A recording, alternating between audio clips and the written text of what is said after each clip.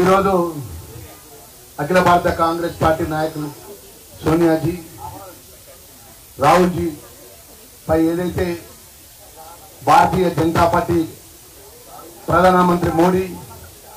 అమిత్ షా కుట్రపూరితమైనటువంటి దేశంలో ఉన్నటువంటి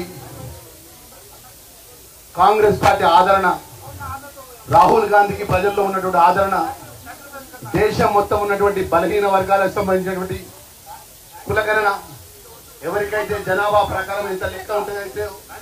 దాని ప్రకారం న్యాయం జరగాలని దేశం నుంచి ఏదైతే ఒక స్లోగన్ తీసుకొని వెళ్తున్న సందర్భంలో తెలంగాణ రాష్ట్రంలో బీసీ కులగణనకు సంబంధించినటువంటి ప్రభుత్వం,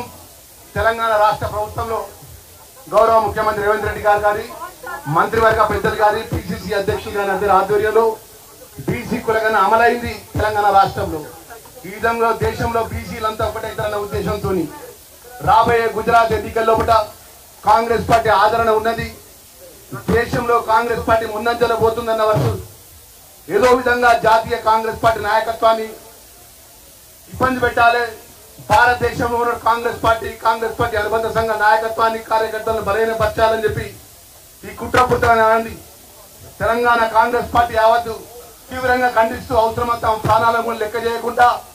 భారతీయ జనతా పార్టీకి సంబంధించినటువంటి రాష్ట్ర అధ్యక్షుడు కిషన్ రెడ్డి కానీ, మా జిల్లాలో ఉంటాడు బండి సంజయ్, గుండు సంజయ్, అదేవిధంగా అదే భారతీయ జనతా పార్టీ నాయకులు కూడా ఖబర్దారని చెప్తున్నాం. దేనికి భయపడేది లేదు. కాంగ్రెస్ పార్టీ జెండా నమ్ముకున్నాం. అఖిల భారత కాంగ్రెస్ పార్టీ నాయకత్వం లోపల రాహుల్ గాంధీ, సోనియా గాంధీ తెలంగాణను, మా తెలంగాణ ప్రజల యొక్క ఆకాంక్ష, తెలంగాణ ప్రజల యొక్క బలిదానాన్ని మనసులో పెట్టుకొని ఆంధ్రలో కాంగ్రెస్ పార్టీ పోయినా కూడా లెక్క చేయకుండా తెలంగాణ ఇచ్చిన తల్లి, ఆ తల్లి మీద ఈగ వాలితే యావత్